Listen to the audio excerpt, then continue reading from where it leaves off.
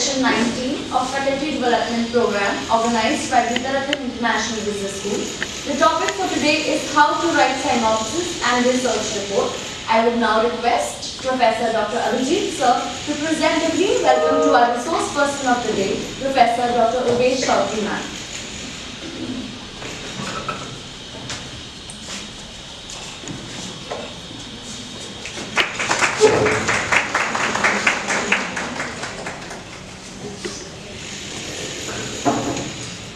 Without further delay, I would now request ma'am to come and take over the session.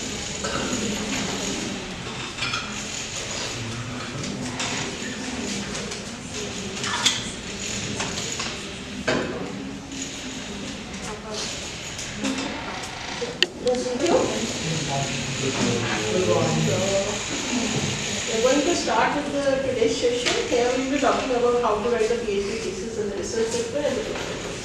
So when I'm talking about the proposals, the synopsis of the proposal is also having a content which is there in the research paper and the thesis. So these slides will be covering all your doubts which you have to keep. Only the difference between these 2 and 3 things are that the content size differs. If I'm talking about the research paper, the content size is vary. 1/10 of the paper is your introduction and then 1/10 of the paper is your review. But when I go to the complete synopsis, then it may increase a little bit above that. That means double of your paper is around synopsis. And if I'm talking about the research issue, then it has the complete data over here. But the methodology remains the same. So in today's session, I am going to cover the methodology with which you have to write the things. Nowadays, we are having a lot of AI tools, but when you are using the AI tools also, the framing of the paper or the framing of the reports remains same. That means you don't 100% don't rely on the AI tools, because if you are generating anything from AI, it will use its own structure, and the structure in which it is going to give you the data and the literature, that will be basically according to its own thing, and it is an artificial intelligence system, so it generates by default something. So whenever you are using AI at that time also, iteration is required and prompt engineering is must, as I told you in the first session also, because proper prompts only enable you to get the right kind of data. So this complete structure it will be divided into all the parts. That will be, we will be talking about the title first, then about the abstract or the executive summary, introduction, conceptual frame and the literature review part, then methodology, results, discussion, conclusion, references and the annexures. So we will be going one by one to all the parts. So first of all, when I am talking about this, one issue is there that whether to define the title first or to define the title last. That means when I am starting my research paper, I have to decide about the title when my research paper is complete. So as far as my experience is concerned, that you should be having the title first, because on the basis of the title you will be deciding the further process, how you will be moving forward. But it can always be defined at the end of the research also. Because it happens that at the end we are getting the results, and because of those results, contradictory results, it may be possible that some changes are required in the title. So first of all, we have to go with the title, because title gives you the pathway on which you have to move while you are doing the research. So title are 2 types again, good title and the bad title. Why I am talking about the bad title?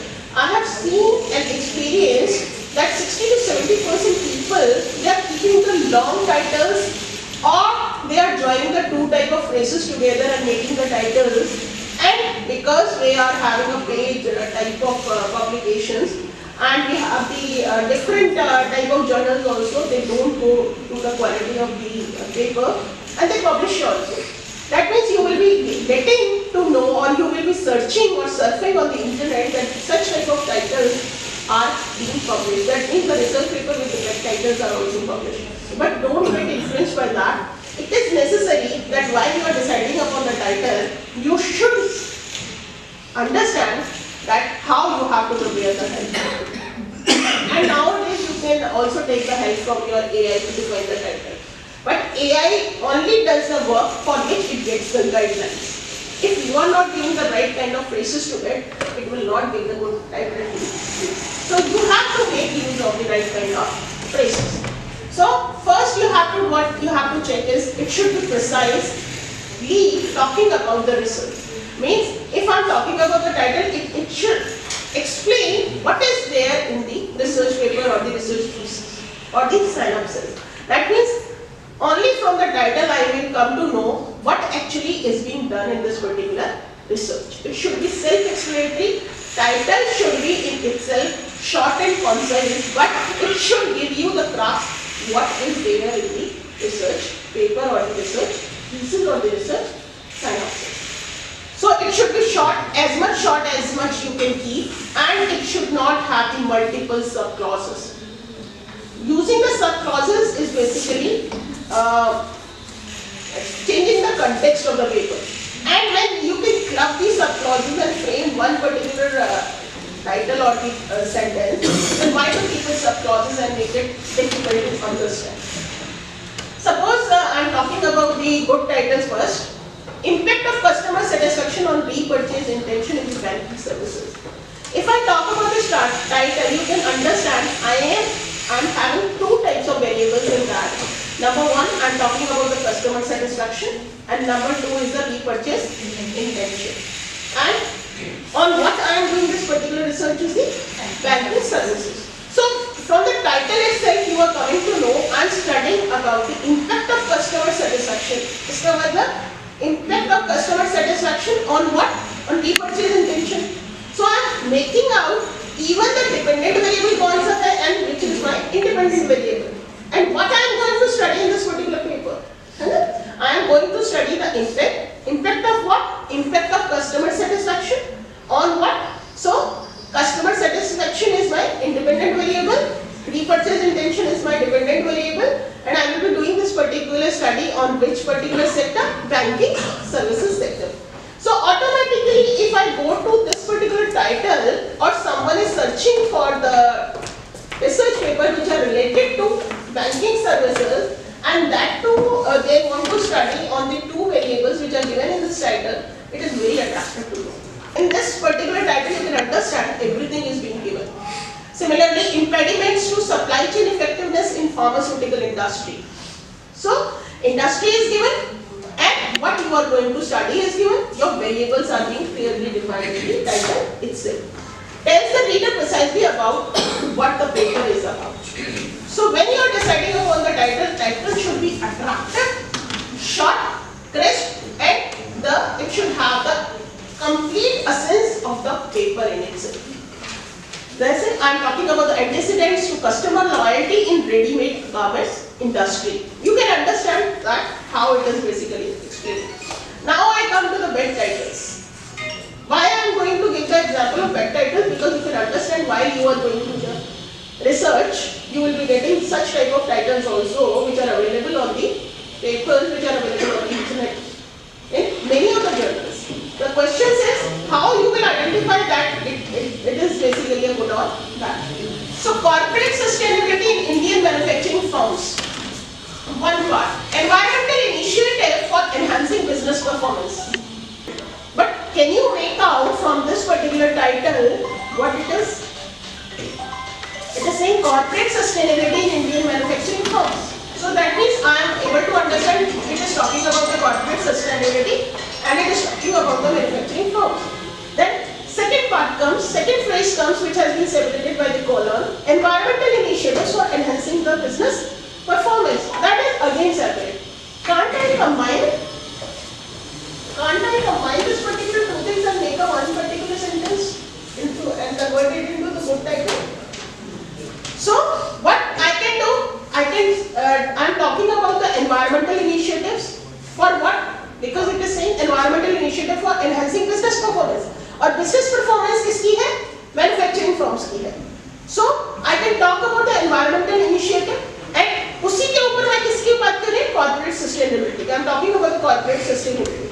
So if I want to make it into effective title, environmental initiatives for corporate sustainability in Indian manufacturing organization can be done.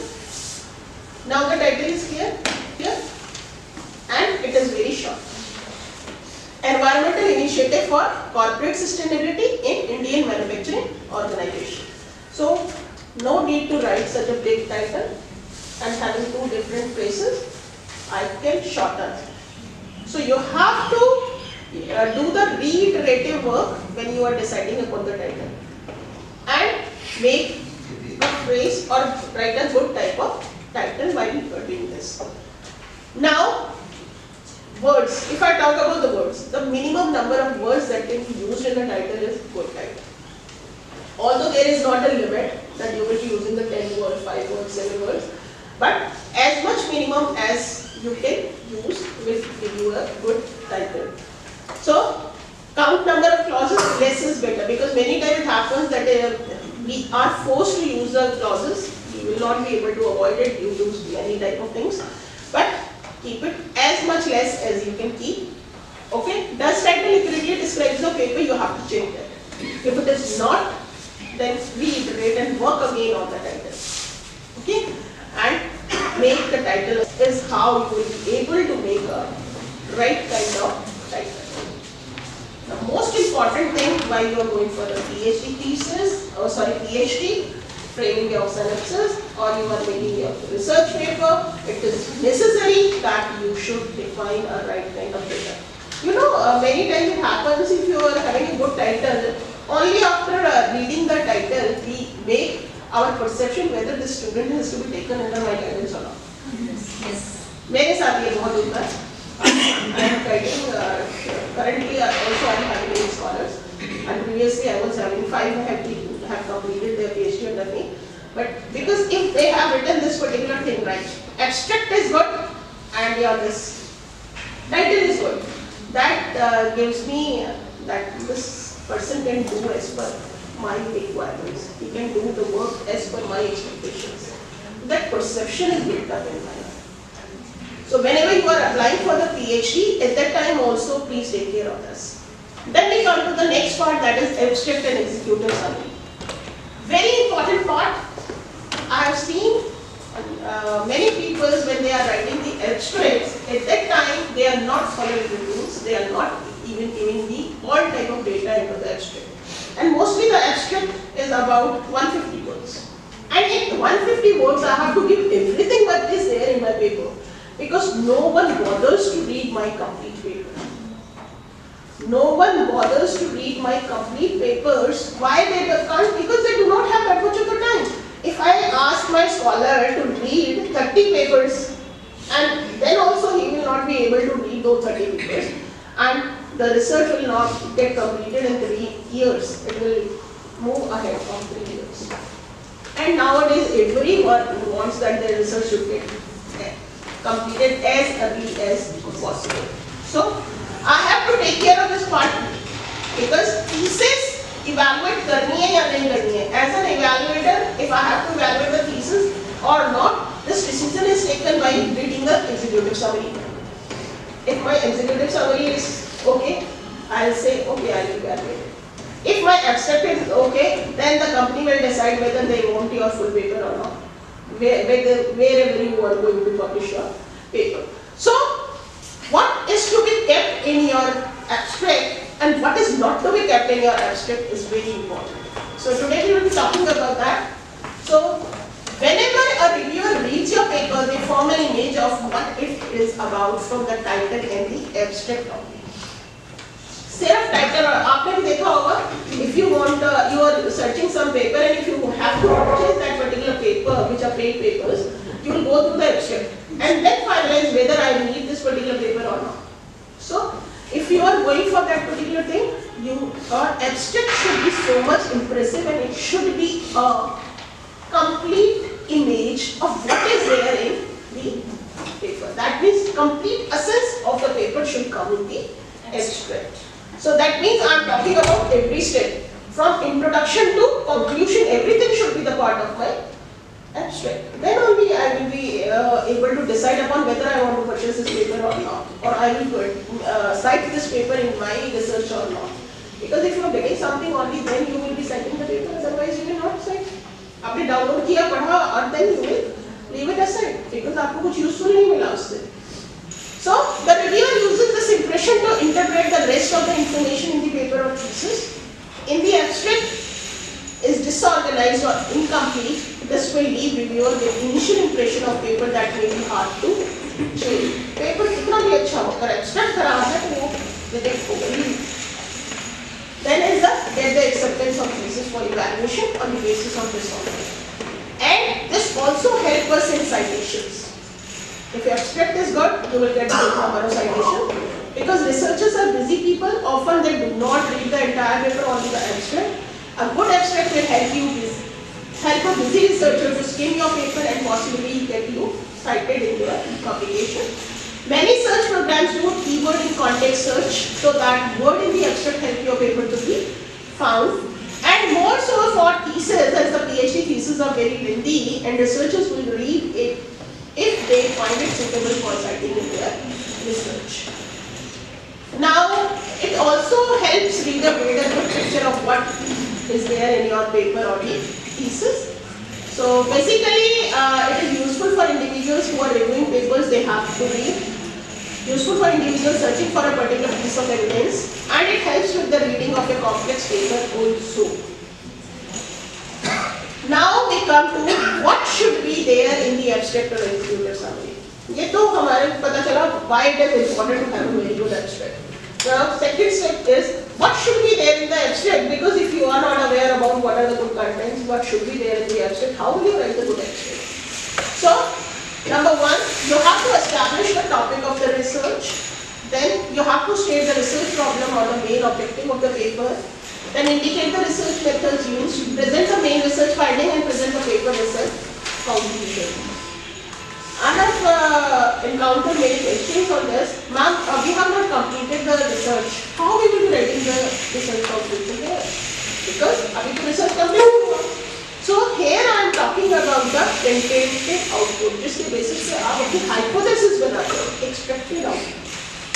This might be changed when your research is complete, but for acceptance of this paper, that you should start working on the paper, you have to get what you are basically expecting that this will be the outcome of my paper initially.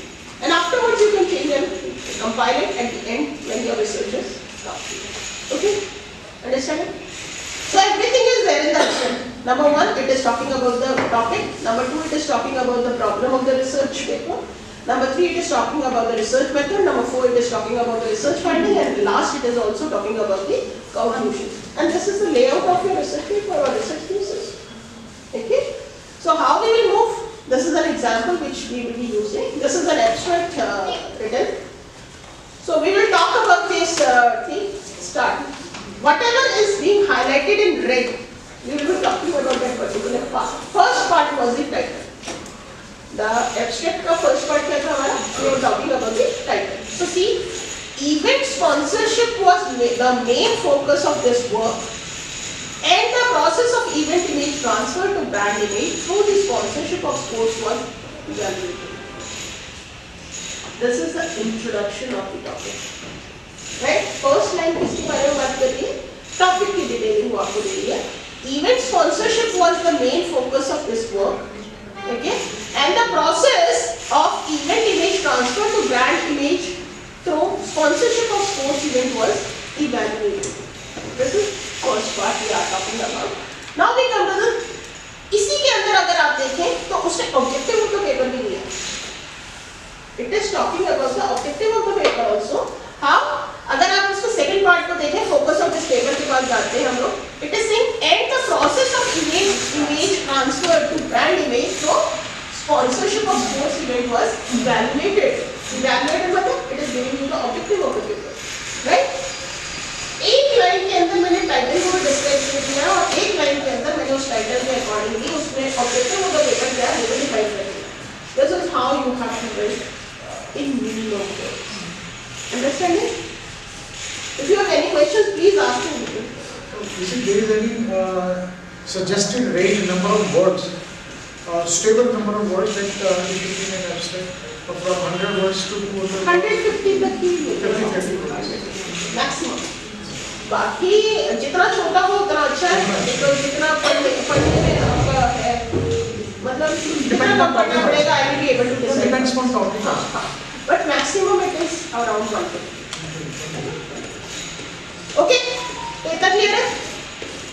Am I right? Yes. Then we come to the methodology part. जो हम लोगों ने first step किया था, ये particular एक line complete होने के बाद I am talking about the next line. See what it is saying? Cricket World Cup 2003 was used to evaluate the transfer of event image to sponsoring brands.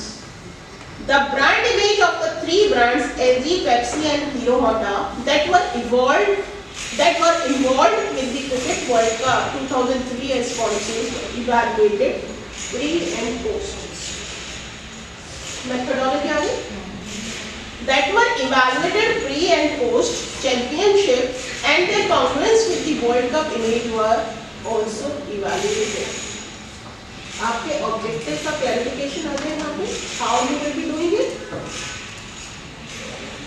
Have you understood my point? How you will be doing it is clear now? So उसके बाद हम आते हैं next particular part में. हम लोगों ने introduction दे दिया, ऑब्जेक्टिव दे दिया एंड मेथोडोलॉजी भी दे दी. कैसे करना, प्री और पोस्ट दोनों तरीके से हम उसको इवैल्यूएट करने वाले हैं. And now we come to the next part, that is findings.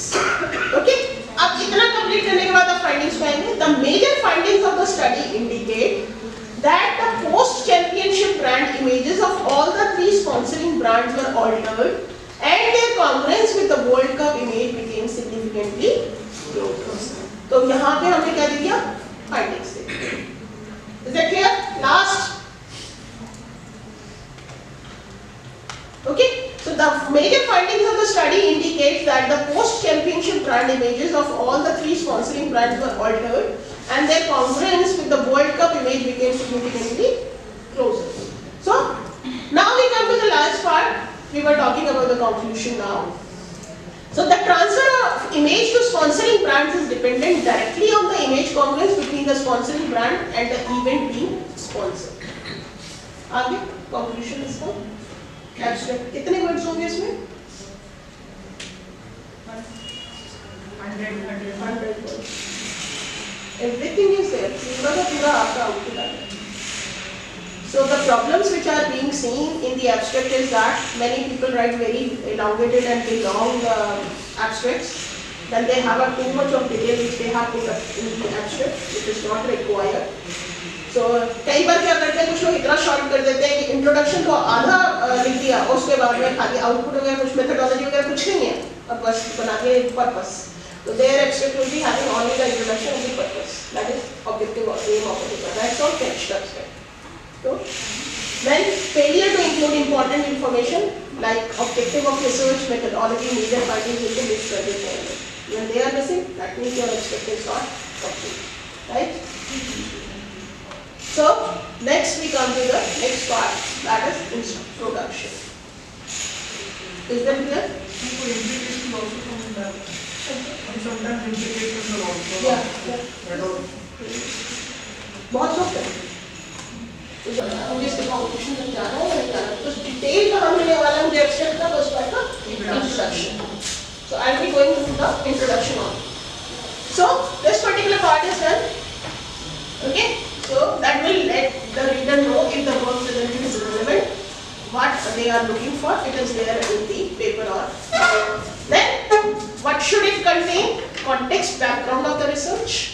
जो हम लोगों ने आपने देखा होगा जब लिटरेचर रिव्यू करते हैं तो थोड़ी सी लाइनें होती हैं जिसमें वो प्रीवियस रेफरेंसेस दे रहा होता है. It is basically giving you the author name, paper का साइटेशंस का नाम, वो क्या है, बैकग्राउंड दे रहा है basically.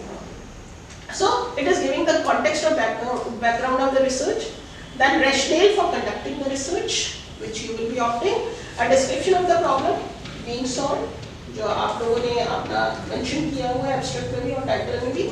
Then the steps the researcher will take to solve the problem. That will be the part of your introduction. Then it may contain the scope of the problem, what the research will not address. Will not address. हमने क्या करेंगे वो तो लिख दिया, उसके बाद क्या नहीं आएगा इसके पार्ट में वो स्कोप भी आपको इंफॉर्मेशन करें. Because if that particular part is not given over there, then you who wanted to refer to your paper will not be able to come to know whether this particular paper comes in his research scope or not. And दूसरा क्या है, यहीं से research gap भी identify होगा. When you are defining the scope, it will also tell कि research gap क्या है. जब कोई और आपके पेपर को अपना बेस पेपर बनाएगा तो it will be identify what is the research gap and which it can increase or it can carry forward. Incremental research और वहीं से शुरू होती है. So you have to give the scope of the problem, what the research will not address, the limitations of the research, and then the methods, models, approaches that will be taken in the research. That is assumptions. आगे hypothesis पे काम करना है तो you have to make up assumptions.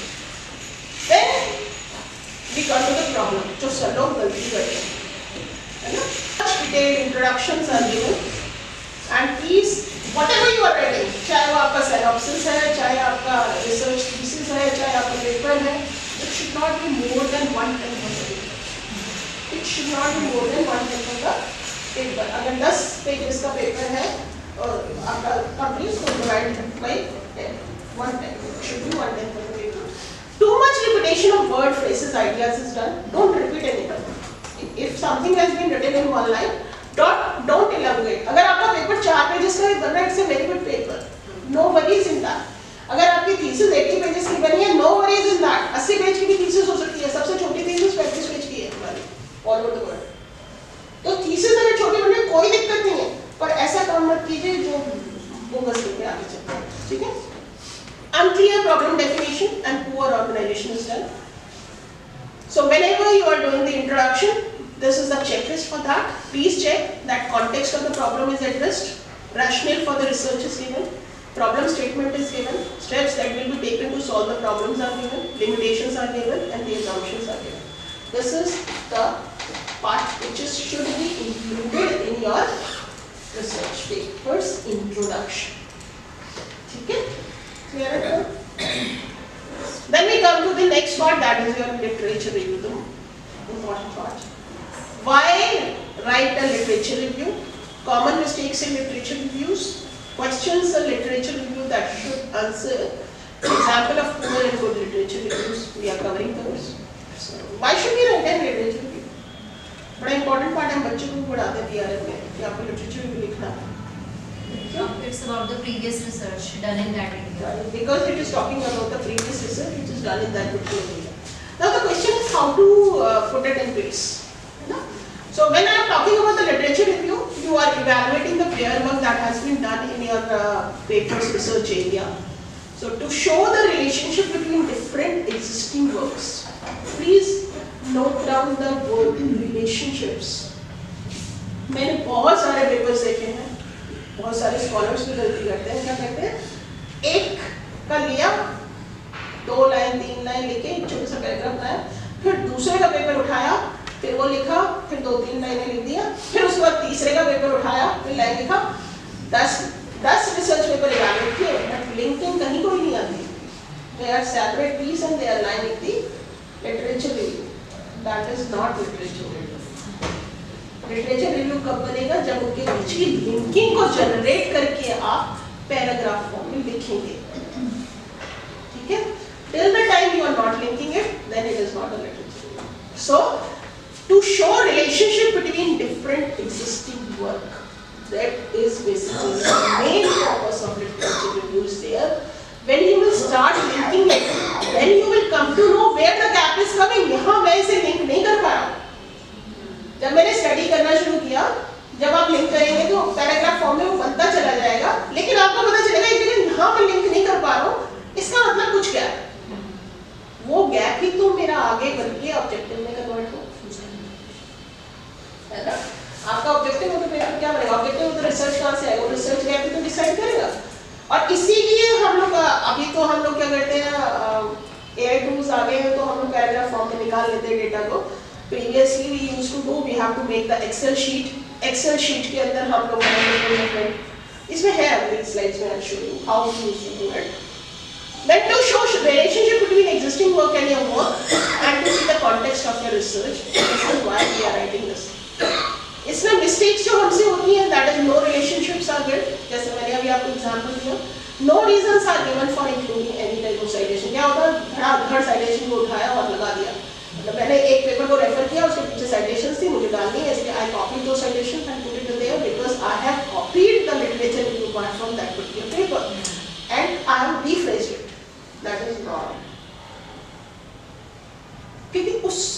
आपने नहीं पढ़ा, आपने तो जिस पेपर से वो डेटा उठाया उसको पढ़ा है, तो रेफरेंस किसको जाएगा? उस पेपर को जाएगा, उसके अंदर जो आपकी रेफरेंसिंग है उसको नहीं जाएगा. So, no reasons are given for including a citation. Article is cited, but its content and reason for being cited is not. Review is exhaustive, citing both bad and good work with no distinctions being made. Review is exhaustive, citing both bad and good work with no distinctions being made. Review has too many general references. Review has too specific references. This particular thing is going on. Then questions a literature review should answer. ये बहुत important slide है क्योंकि आपके literature review में we are looking for the answers to these questions. If that is there, then it is a good literature review. Otherwise, it is a bad one. What do we already know in the immediate areas concerned? What do we already know in the immediate area concerned? Number 2, what are the characteristics of the concepts or the main factors or variables? Number 3, what are the relationship between these key concepts, factors or the variables? What are the existing theories? Where are the inconsistencies or other shortcomings in our knowledge and understanding? So these are some of the questions which are to be answered while you are writing the literature review. What views need to be further tested? Yes. Okay. What evidence is lacking, inconclusive, contradictory, or too limited? Why study furthers the research problem? What contribution can the present study be expected to make? What research designs or methods seem unsatisfactory? These are some of the questions which are to be answered. So when I talk about the characteristics of overall literature review, इसका मतलब ये जो ऊपर हमने सारे pointers जैसे उसमें से कोई भी pointer अगर लेते हैं तो overall literature review. So it is only summary of prior research. Then it does not show the relationship between each of the pieces of research cited. It does not show the relationship between prior research and the current research being done. It is simply a chronological organization of the prior work. Then we come to the characteristics of a good literature review. Group with similar information and study various aspects of that.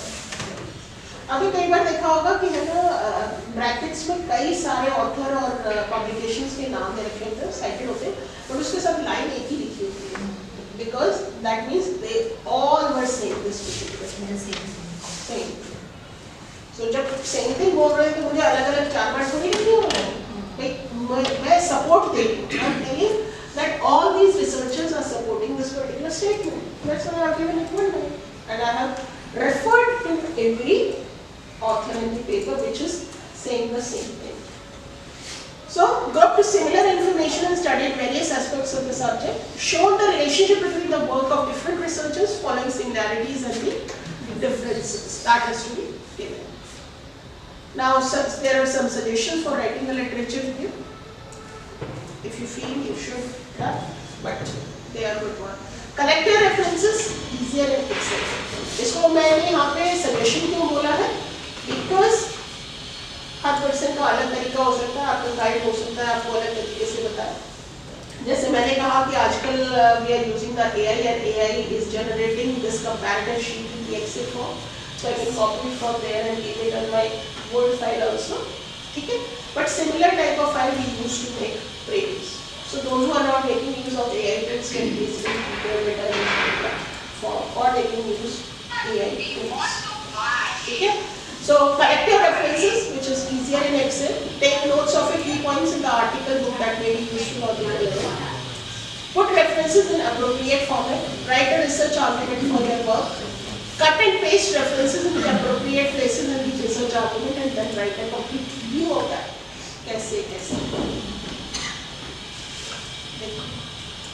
If I talk about this, first I have given the year of publication, then authors, then variables of study. In this particular paper, I will touch कर देंगे. Please slide कर दीजिए.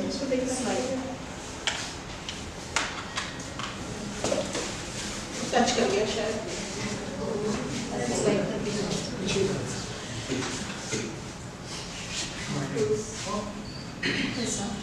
So here I am talking about the year of publication, then I am talking about the author, And what are the variables which are being studied in this particular paper? So all the paper variables are given. Then I am talking about the relationships tested. Okay? Then what is the relationship between the two papers? Then the main findings and then the publication details. So इसी तरीके से आपके बहुत सारे papers होंगे, आप सारे papers को और ये काम आजकल है ना आपका AI टूल कर देता है, but you have to little bit alert. While you are searching for that particular thing, you have to give what titles you require. It will do it for you, and it will give you in the Excel sheet itself. But you have to give the right kind of prompt while you are collecting the data in this particular form. So,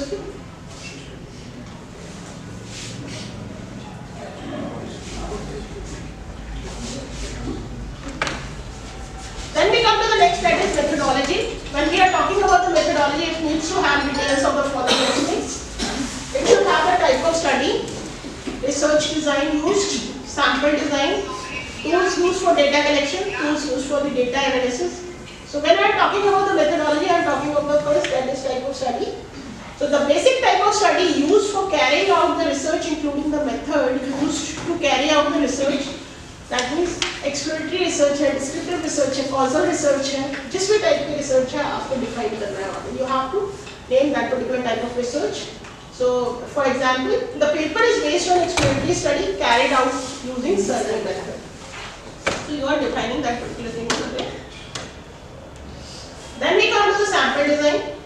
When I am talking about the sample design, I have to give the population for the study, sample frame of the study, then sampling technique you are going to use while you are collecting the data from the respondents, and then what will be your sample element, and then sample size and sample composition including demographics and other details of the sample are to be mentioned. So everything is to be given while you are making the sample design or the methodology is to be designed.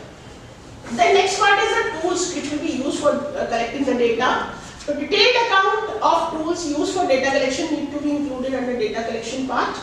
In survey method, all the details about the source, including the reported reliability and validity, should be given.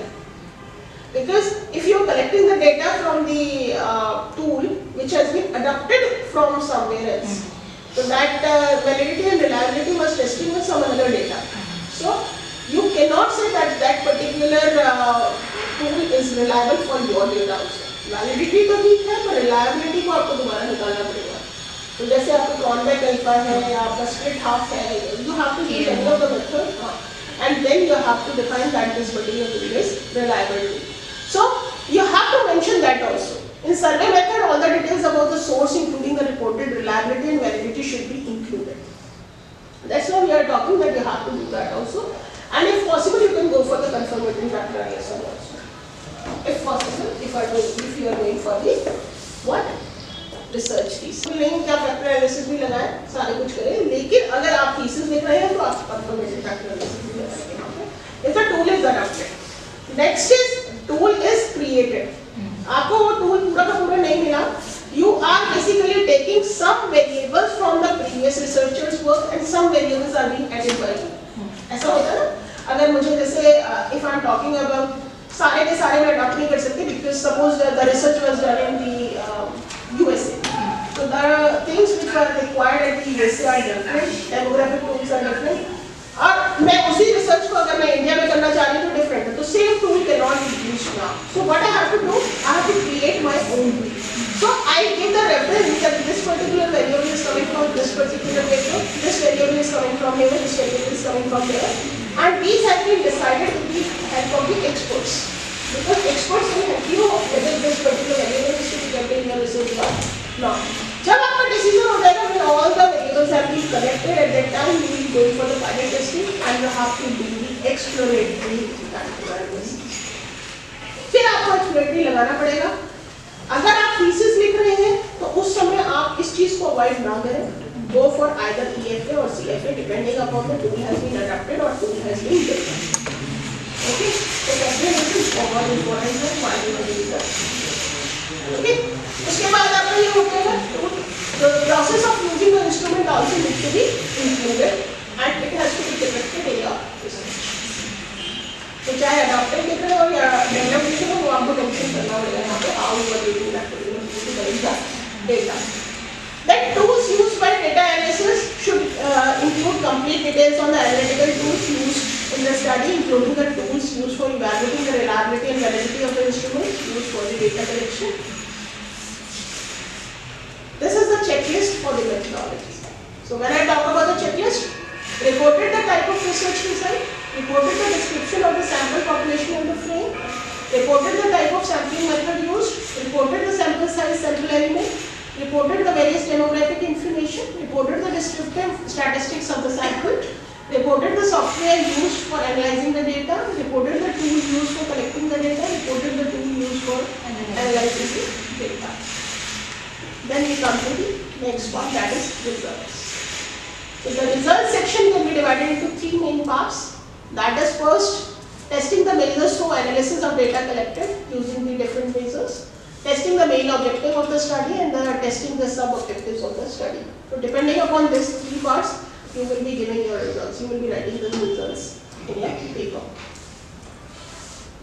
So here you have to keep the physical separation into different sections or paragraphs, ताकि वो mixing ना हो, clear cut results are shown.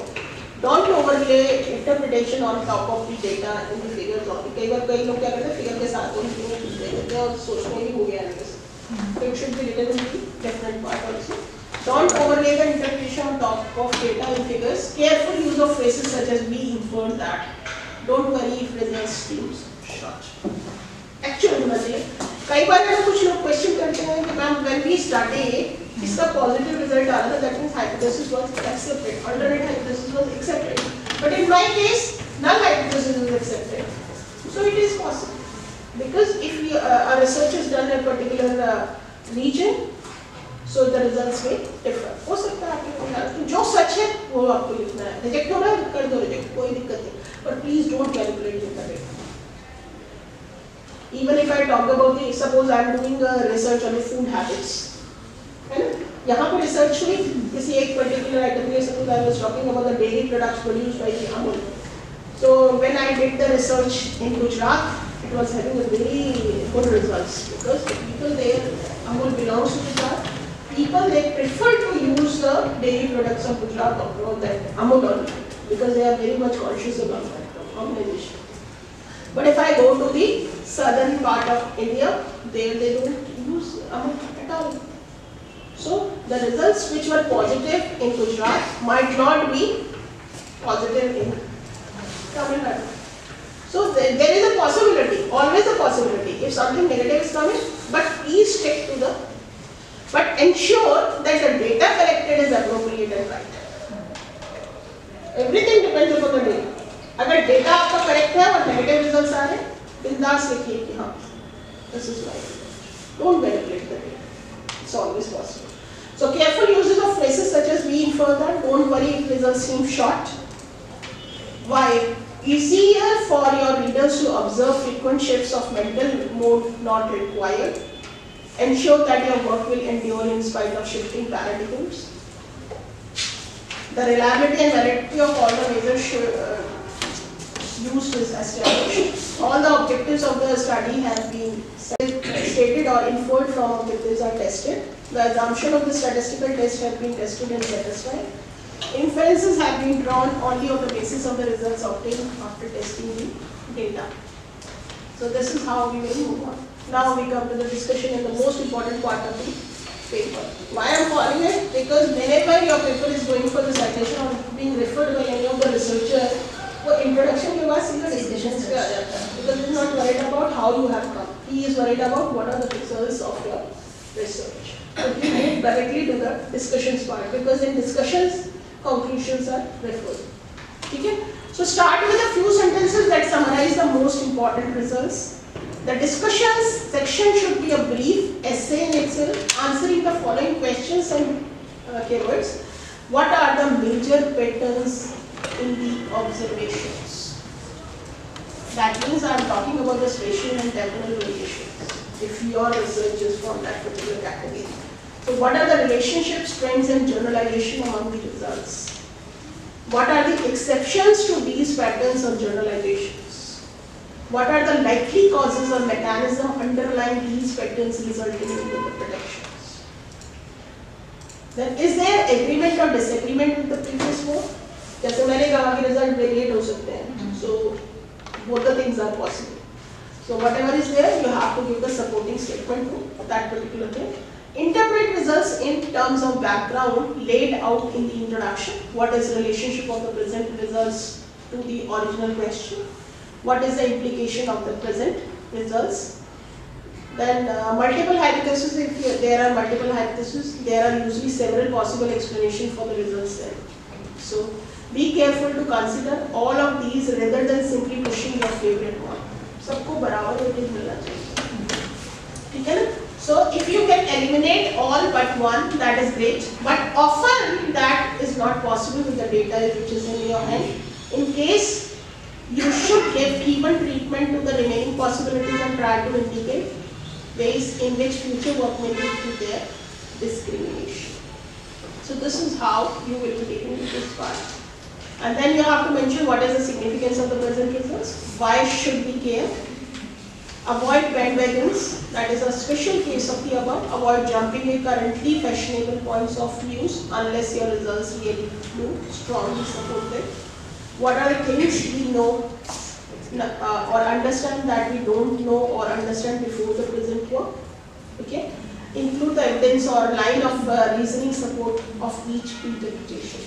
So this is the way how you will be doing the discussion, and then finally you will be writing the conclusion. So it should include major findings listed in brief in order of research questions or objectives of the study, and it should also include the main contribution of the study. And last, we have to include the references. All of you know references in both the sides. So ensure all references cited in the research paper are included. Use one of the standard reference style for formatting, and many times it is there. If you are doing a literature research, then MLA style आपका follow होगा. अगर हम social sciences कर रहे हैं तो APA style होगा. Engineering से related कर रहे हैं तो IEEE style होगा. So there are styles which are being there. So referencing style should remain consistent while you are giving the references. References not quoted in the text should be included under the references, and you may add bibliography separately if required. So these are some of the different parts. So my side it is finished. Now you can cover. Is it necessary that discussion should be there? Because discussion can be done by other researcher, whatsoever is being done. So why we put discussion in our In thesis it is necessary. In thesis it should be there because there we are talking about the multiple hypotheses and everything. Paper, if it is there, so it is not there also. Depending upon the structure of the journal in which it is to be published. If it is there in the structure, yeah. only thing.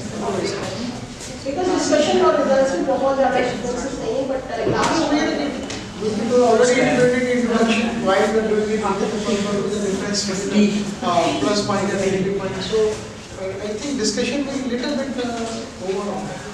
वो structure के ऊपर depend करेगा. Discussion depend. अगर research journal का जो structure है कि paper इसी form में publish होना है और उसको मांगा देना. हाँ फिर तो देना. शायद तो उसी के बेस पे जर्नल ने कैसा हाँ, जर्नल ने कहा वही मैं कहती जर्नल से ऊपर डिपेंड करेगा कि देना है. There are two questions from participant in chat box. Just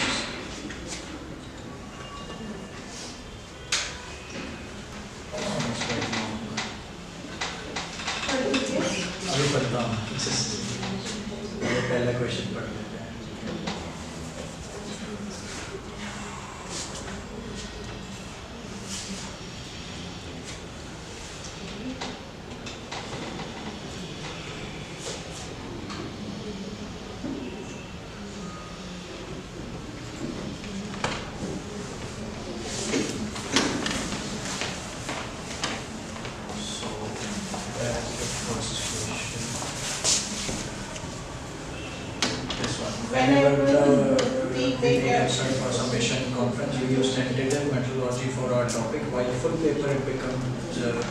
Changes because of some reasons. My conclusion is whatever the abstract I submitted based on that full paper would be accepted or rejected. If there is a difference in priority between abstract submitted priority and full submission later. Don't change the methodology because you are aware about the methodology. It is on, sir, it is on. Although the paper is accepted by most of the conferences, but if it has Scopus index with some very good type of conflict, very better. Because methodology should not be the methodology should remain same. Conclusion may have a variation. So try not to change the methodology while you are writing. And again, the same thing here, whenever we are making this endeavor base, it should have all those the descriptive and the casual component of research. No. Well, three of them together cannot be there. If it is descriptive, then how can it be explorative? दोनों जो एक साथ नहीं रखते, दोनों अलग है. And the third one is while making the literature, adoption of advanced technology, solar cell intelligent literature are available on its diffusion and adoption.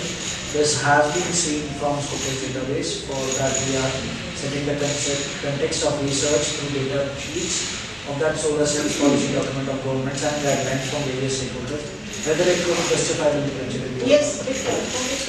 Because many times the research starts for the first time. If I talk about the pandemic COVID-19, at that time also many things were not there in the previous research. But at that time we can refer to the newspapers, magazines, any other type of literature or websites, whatever is in whatever form is available, we can refer to that and we can use that. Any question, please? If any of the participants have any other questions, please post it in the chat or you can unmute yourself and you can ask the questions. Thank you, sir. Thank you, ma'am. Thank you, GSDs for clearing my doubts. And my another question is that because whenever we are in our job, we have found that because we have to identify that QR code because we have to sell the POS machine to the sellers, the shopkeepers. But while the ATM came, it is because the QR code became the trend, and it has outsmarted the POS, the selling of the POS machine. And the reason that whatever we have found from the corresponding with the shopkeepers, it has been there. There is no because the filing of GST is not there while adopting the QR code, but it is not there in the research paper. But whenever we are making a research paper based on that we have with our experience, it has been found with the correspondence, it has been found that there is less amount of GST is required to install a QR code. But there is no justification and it has been rejected. The paper was rejected because of that. It was rejected because of the shortcomings in the literature review and things talking about that. Can you write the question exactly? I am not able to get everything. Can you write the question into the chat? Please put it in the chat so that now can read it. Because I missed some words in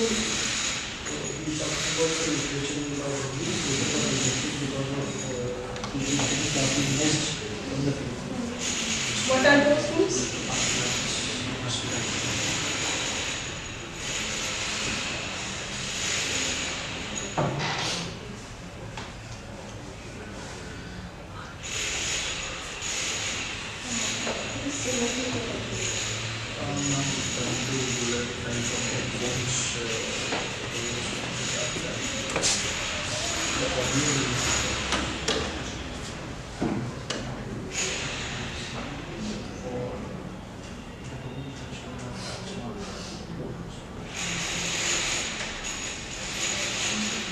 So can you please put up the question?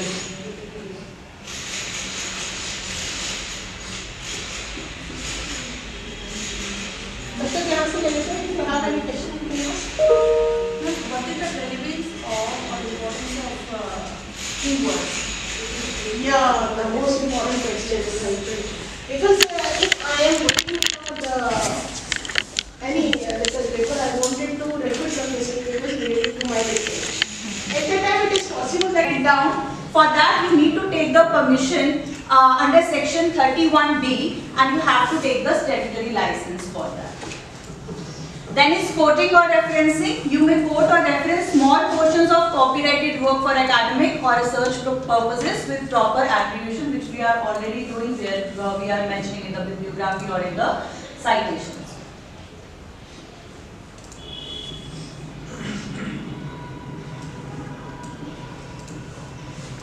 Next is what are the infringements of copyright? It is given in section 21 of the Copyright Act.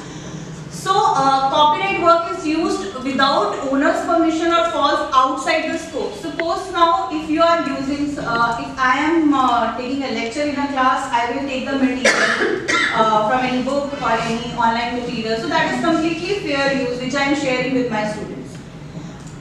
But if I am not, I am not using it for a fair use, I am using it for any monetary purposes. Suppose if I am getting a book and getting it photocopied and then selling it, I am having monetary benefits, that is completely infringement. So it says unauthorized reproductions, adaptations, public performances or communication of the work are made, that is completely infringement as per section 51 of the Copyright Act. Now let us take certain examples. Copying significant text or visual elements from a work without attribution or license. Attribution or license means we are not taking the permission of the first author or the original author who has created that work. Then distributing copies of work without his permission. Obviously we are out of it, that is not allowed. Circumventing technical protection measures.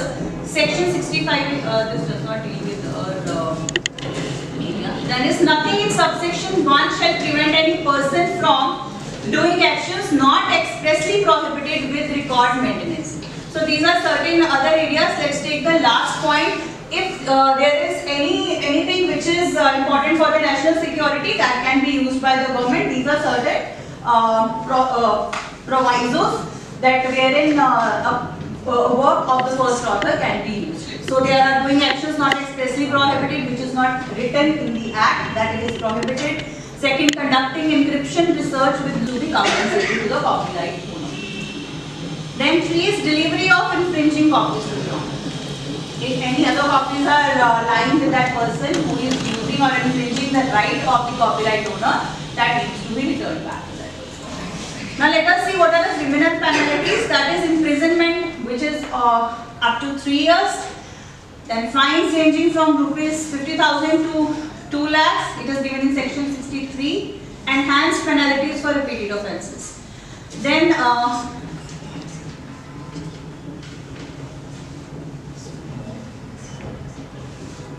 let us see what are the remedies for the infringement. What all things can be taken as remedies. First is seek injunctions. So suppose if my work is getting infringed, I can seek for the injunction to restrain the other person from infringing my material. Second is to file complaint with the law enforcement for criminal proceedings. Monetary compensation, that we have already discussed, that whatever statutory damages is being caused, that needs to be reimbursed. And the third one is restoration of reputation. If any particular work is being used, that person needs to be acknowledged that this work is belonging to that particular author who is the original author of that work. So there were certain amendments which were there as per section, as per 2012 amendment. So the key provisions is related to fair use can be there, which we have already discussed in the first slide. Then 63 talks about the penalties and the imprisonment, and section 79 it says it provides safe harbor to intermediaries acting in good faith and complying with taken down requests. Now, what is a safe harbor request? Basically, suppose nowadays LinkedIn also it posts certain papers. So, if there is any of the work of the original author which is being posted by the LinkedIn, but it is posted by making certain changes, then that LinkedIn will be responsible for it. But if there is some research paper of mine which is being posted on LinkedIn, but it is being seen by some other person, and that other person is having any issue with that, so LinkedIn will not be responsible for that. So that is called the safe harbor principle. Intermediary will be the LinkedIn. Let's see the ownership of copyright. So who owns the copyright in research publications? First is as per section 70, the original author will be having. And the second one is if you're working for some organization and you're publishing for that, there are certain forms which make you write some articles. Now if you're writing that article for the particular form, then that form will be the original author of that your article or any publication that is being done by you. So it is written if the work is created in the course of employment or under a contract, the employer or the commissioning party may own the copyright, as the section said.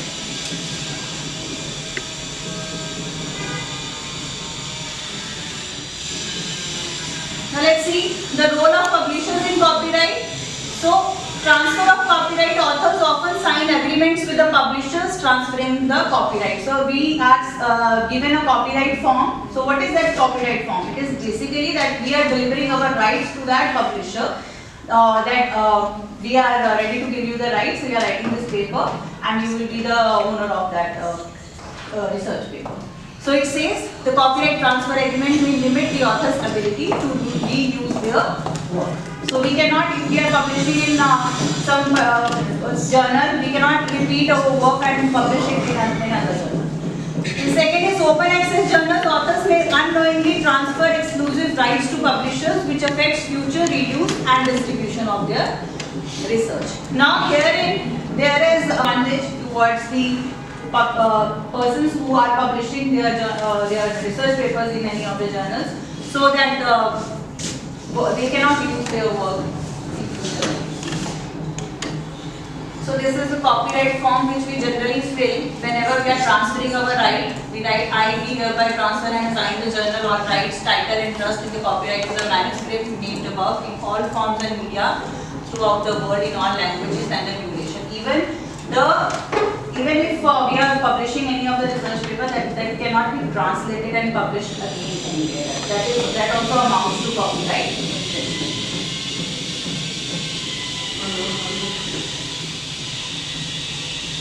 Now there is a license called Creative Commons license in India. Basically, it is nowhere given in any statute or somewhere.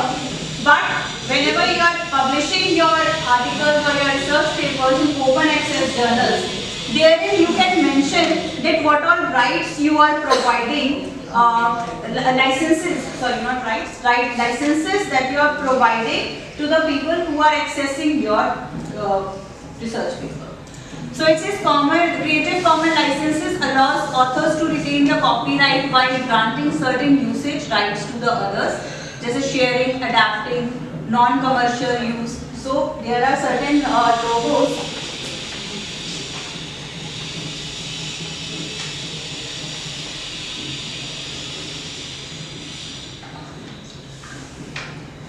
like it is called BY-SA-NC. So BY is the attribution. The other person can copy, distribute, display, perform, or do any derivative works with regard to the same paper which you have already published. Then there is share alike, that is distribution of derivative. Without share alike, it can be sub-licensed, but more restrictive license clause is there. That can be sub-licensed to the other person. Then is non-commercial. You are allowing the other person to copy, distribute or display, but you are not allowing the person to use it in a commercial form. Then is there is no derivative, that is ND, that is perform only verbatim copies and no derivatives. Then there is another also, that wherein you are not restricting any person to that person can use for the commercial use, for copy, for distributing or displaying it anywhere else. That sign is CC0. That is called relinquishing copyright and giving public domain.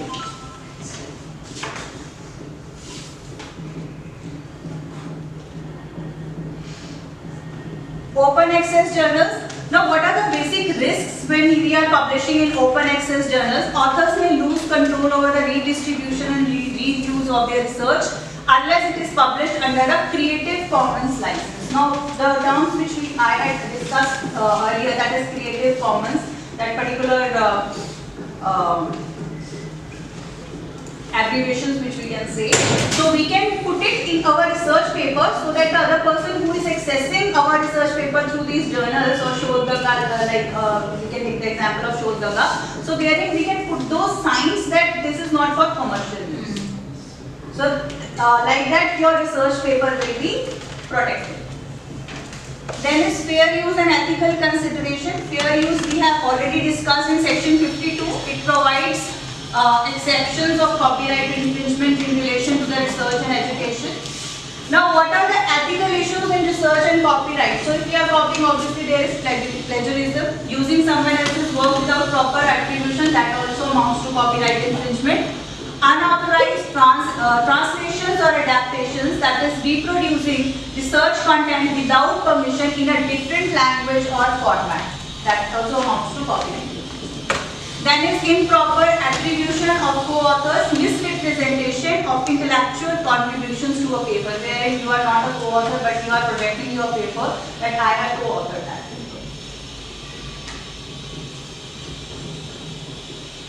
Then to ensure research, there are several applications or tools which are available online. So these tools, they are like citation and reference management tools. Then there is plagiarism detection and text matching tools, Creative Commons and licensing tools, fair use analyzers, text and image licensing platforms, AI tools for research assistance and research collaboration and document sharing. So what does citation and reference and management tools do? These tools help researchers correctly cite resources, ensuring they don't violate the copyright laws.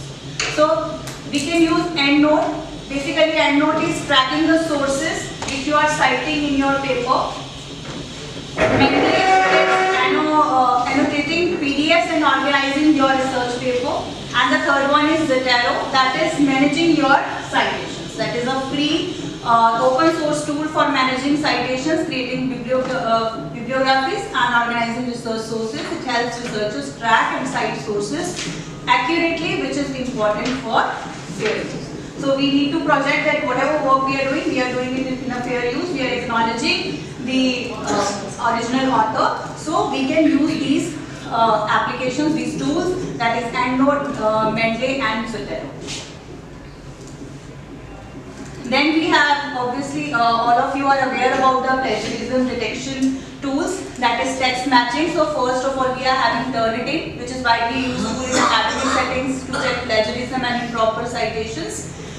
Then it compares submitted work with a large database of academic sources to identify the similarities. Grammarly, apart from grammar checking, Grammarly includes a plagiarism detection feature that helps researchers to ensure that their work is original and properly attributed. Attributed means that you are acknowledging that process. Then is Copyscape. So in case you are you have written your paper, but you want to check that whether there is any material which is intentionally being copied from somewhere else, so you can check it from Copyspace.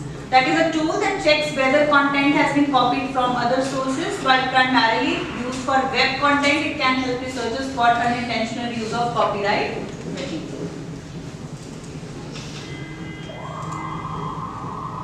Creative Commons, as I have already discussed, let us see what does it do. A search tool for finding openly licensed works that can be used for under fair use or with permission. The tool filters out copyrighted content that does not have a license for reuse. So there are Creative Commons licenses which are being provided.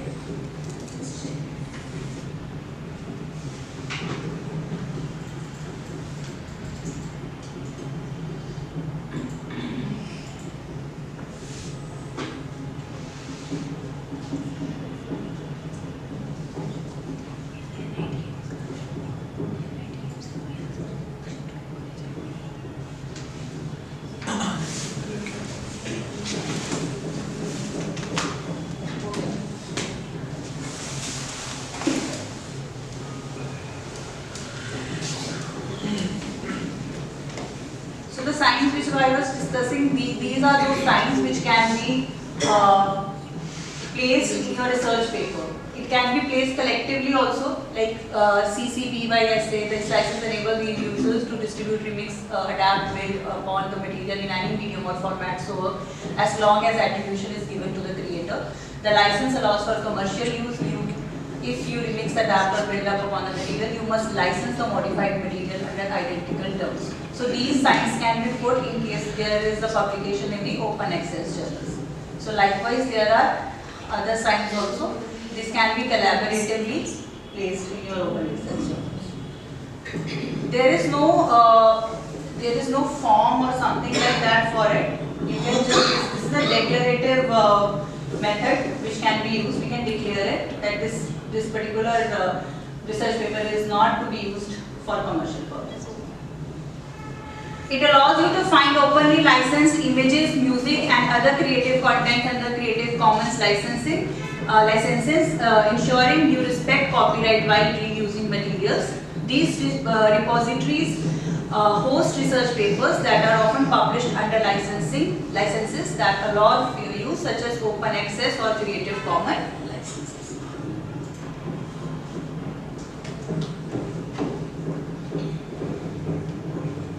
Then we have fair use analyzers also. This is a tool that is fair use evaluator that helps evaluate whether using a particular work or research, teaching or commentary qualifies as a fair use or not. You can analyze your paper over here also. That analyzes whether it is fair use, whether you can use that particular material which are you copying from some other work.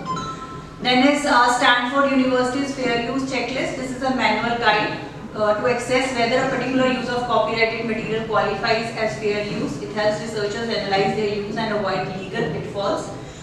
Then fair use application is there, that is this tool helps users access their use of copyrighted materials for educational and research purposes, offering suggestions on how to stay within legal boundaries.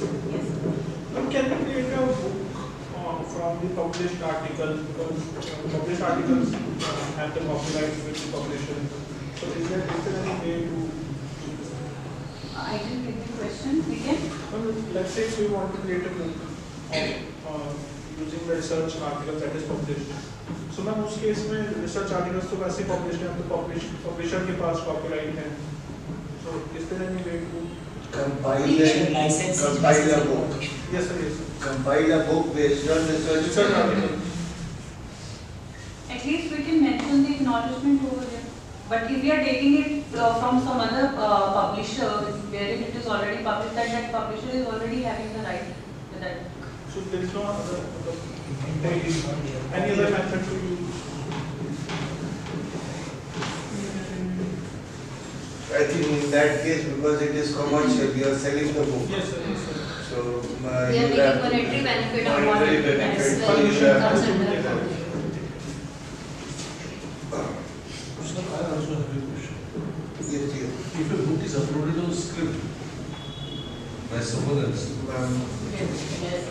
if a book is uploaded on script, complete book, scanned and uploaded, so that will fall under the copyright violation or not, without the permission law. It will be falling under the copyright infringement. Otherwise also if you have not taken the subscription of script, you cannot access it. That means you are paying something for that. If you are paying for that, then you can access that particular book. Otherwise script also, even if we see the Google Books also, they do not give any access of the whole of the books. They just give you certain views that this material is available in this book. The book has been scanned and uploaded on script. If it is scanned for monetary use, for your own use, without taking the permission of that publisher, then it amounts to copyright infringement. Thank you. Then if we are using any text or image, we have to take the license of that also. There are certain platforms available online, that is Pixabay, a platform that is offering free images and videos that researcher can use without worrying about the copyright infringement, as all materials are released under a CCO license, that is which I have talked about, that they are giving as the access to use in a public domain. So if it is given CC0, that is, they are giving us the access of those images. So we can copy these images from the pixel. Then is Unsplash, a repository of high quality images that can be used for educational and research purposes under a generous license which ensures fair use. Then there is Google Scholar. While not directly related to fair use, it helps researchers access articles that might be available under open access licenses or via institutional access, providing options for lawful use of copyright. Then there is Europeana, that is a digital platform which millions of digitalized items from European culture heritage institutions, which includes items available for use under the open licenses. Now let's come to the AI tools which is widely used nowadays. So if we are creating any document with the help of AI, then how it is protected? For AI, obviously we have to first of all create a document, and if we want to reframe, that can be done from AI.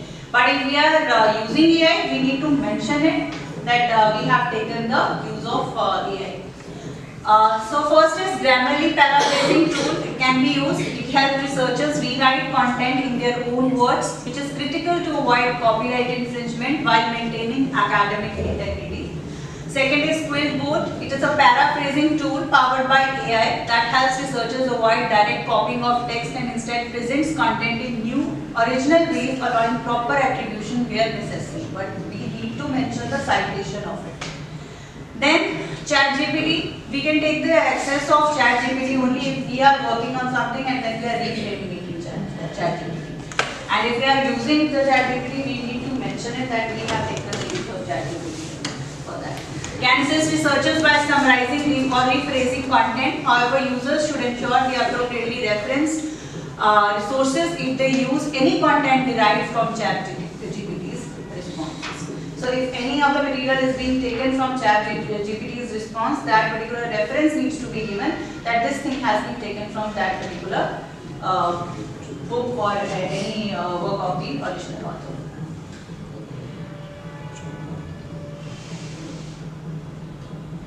Research collaboration and document sharing. So there we are having Google Scholar citation that ensures that all research papers and articles are attributed correctly, allowing researchers to maintain the integrity of their work while adhering to the fair use. Then we have Overleaf, an online LaTeX editor that makes it easier to collaborate on academic papers and ensures that contributions are properly attributed.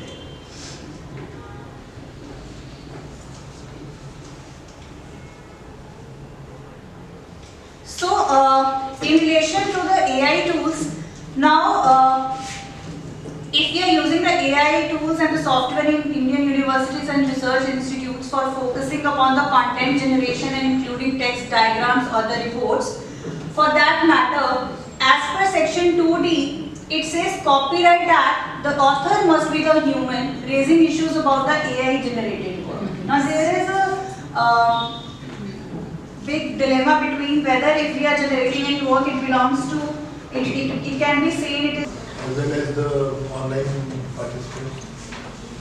It's privilege for me to just appear and stand before the faculty members, because we are having habit of teaching the students and we having habit of assisting the students. Our fields are completely different, but the institute has assigned me the business to speak something among you. That's why I'm just trying. You know, a lot of you are completed the research and how much the copy-paste systems are prevailing in the field of research. That is called the plagiarism. And for checking those, nowadays lot of the tools has been developed, such as the Turnitin and Grammarly. Those are the softwares which checking the plagiarism. Now, it's the era of the artificial intelligence. Question and subject is that the ethical consideration and managing fraud, plagiarism, artificial intelligence and content. it's expected from any research scholar or the post doctoral research scholars to do their own work, because the research work is highly respected in the world, and by which we delivering something new things to the society. But nowadays it's happening that the people are just copying the previous research and just pretending in their names, and on that very basis someone succeeding in just getting the PhD and other, and even in the business field lot of the passing off takes place, for which the trademarks infringement, other remedy is available. Here also against the commission of plagiarism, the offense of some sort of fraud is just attempted, and the whose the original materials is just copy paste. They have a right to prosecute the person who just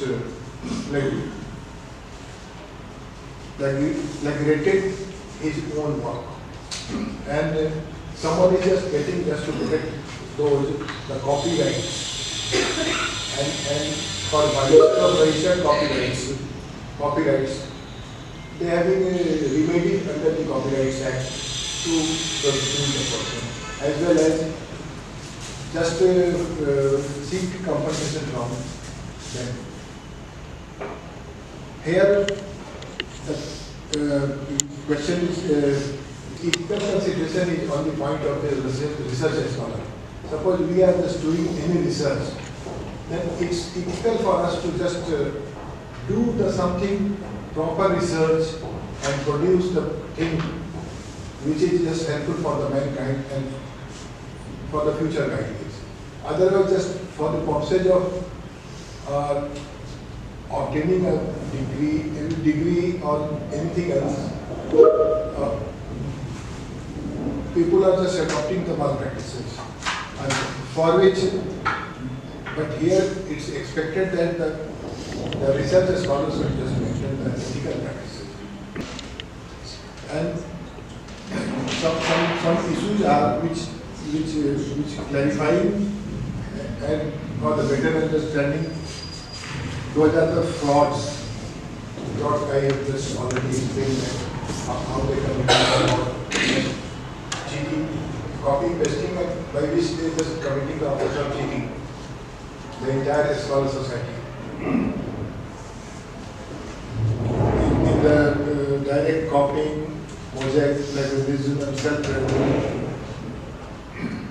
Self-plagiarism is just defined as if someone had just did some work earlier and subsequently just reproducing the same, just showing that it's his new research work. But now as I just told you, that the software are just helping us in just checking the research work, how much content has been copied from where. Nowadays, every material is on the cyber world, and artificial intelligence is also helping in just also in the research purposes.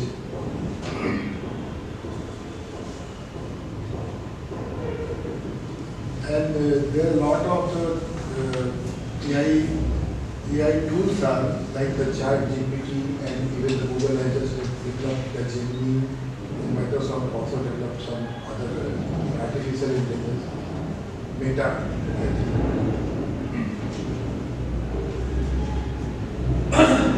For the ethical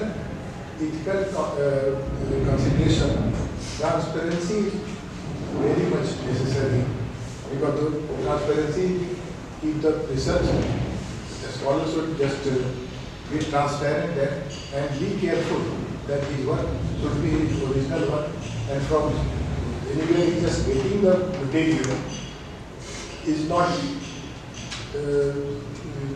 exported from some other sources. and work should be authentic.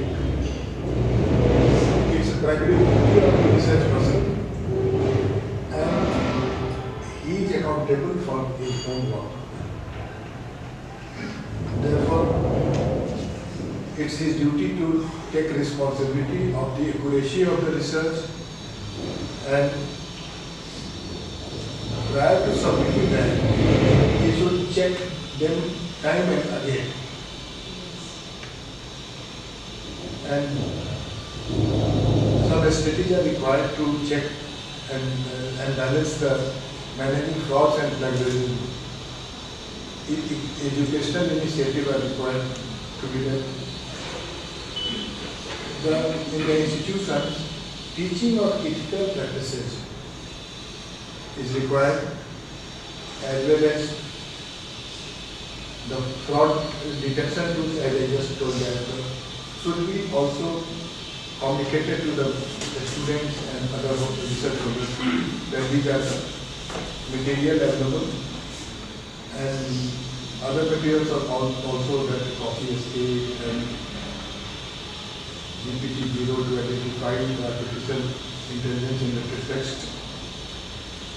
And institutional policies is also tried to be framed to which are the established clear policies and library and the ethical use of AI in organizations and institutions, introduce penalty for breach of ethical conduct.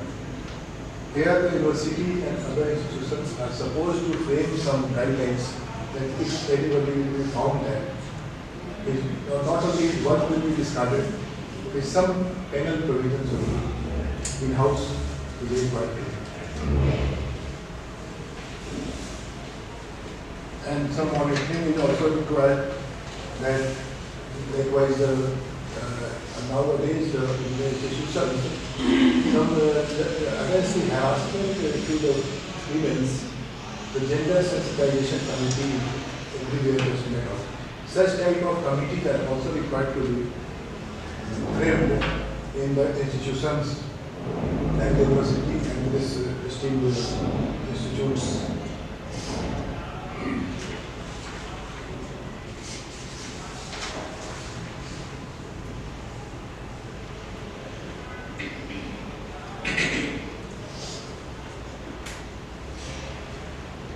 As I discussed that the consequences of the plagiarism already the penal provisions also.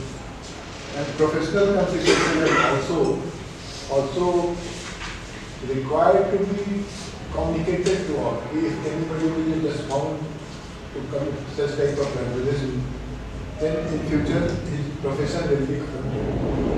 As well as the legal consequences like the lawsuits and the copyrights.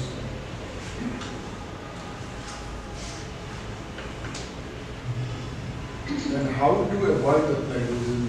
Just the scholar should just use the proper citation, likewise MLA, FPA, and complete words abbreviation to be already established.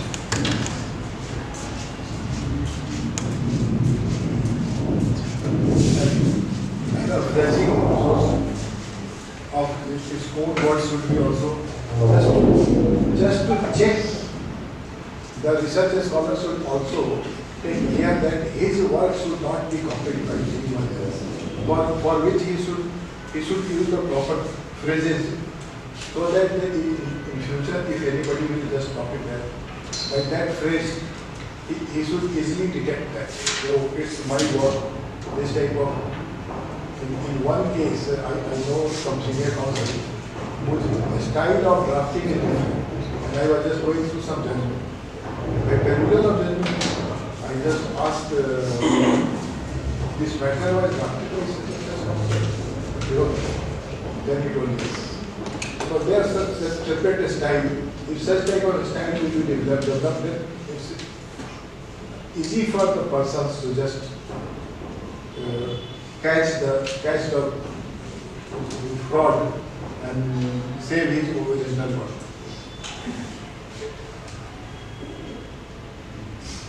And best practices should be that we should understand. Sir, exactly what is the basic depth of plagiarism in the present scenario? Basic depth of the Plagiarism in present scenario. Can you give us a brief about? present lot of things No, what I'm asking the present depth of the plagiarism in present scenario. In a scenario, if somebody just counting the business activity, then the institutions are just warning first of all. Sir, there is a Mr. Mark Cowley who has given one definition about the plagiarism. State to state and country and continent, it's quite different. Quite different, yes. So according to this Mark Cowley, what's your perceptions?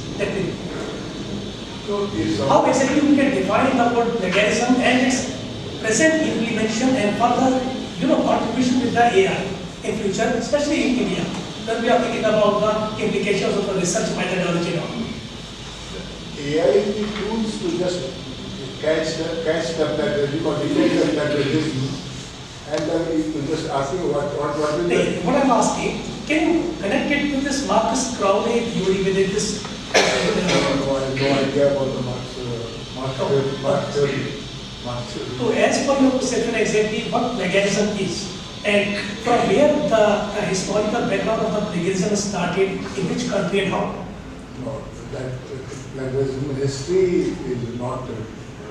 I'm just aware with that from where this what originated, and when the plagiarism practices started. Because right now in every field, in the law, in the medical, everywhere, especially when we are trying to write something, so there are a lot of number of softwares those who are trying to react.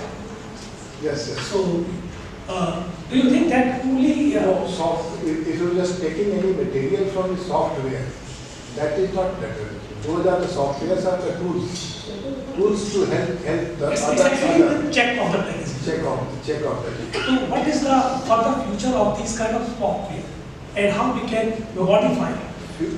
Softwares are the tools. Yes. Tools are just meant to just help the person. And plagiarism is just, suppose in the research work, someone is just copying from someone else PhD thesis or some other research work. That is called the plagiarism. Because I had to pay a very huge amount of money for the violation of copyright act. So in research, if you are going to copy any literary material from anyone, that will be the violation of copyright act or infringement of the copyright act. But in law, as Kalpana Madam has asked, statutory laws are there, constitution is there. So whether the copy of acts are also the infringement of the copyright act or it comes under the plagiarism, how much doesn't come. But researchers are required to put in the footnote or put in the references that I have taken this material from there, given by such and such. The judgment of any judge will not come under the plagiarism, but we have to give the note for it.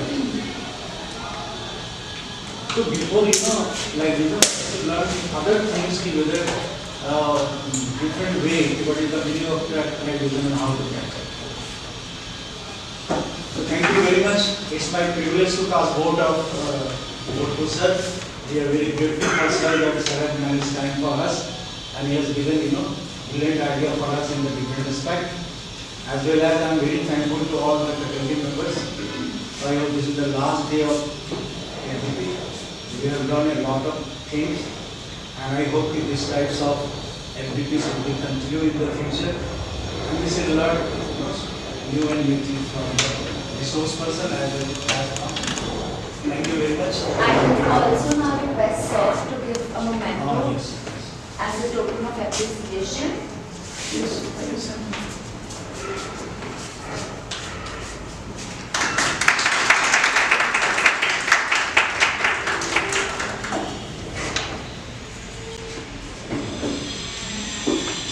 Thank you so much all faculty members and all online participants for being a part of Faculty Development Program, 7 days program organized by Vidyaratan International Business School. If anybody has any other questions, they can put in the chat box. The link for the quiz will be shared shortly, and certificates shall be generated on the basis of your attendance and participation in the quiz. Thank you.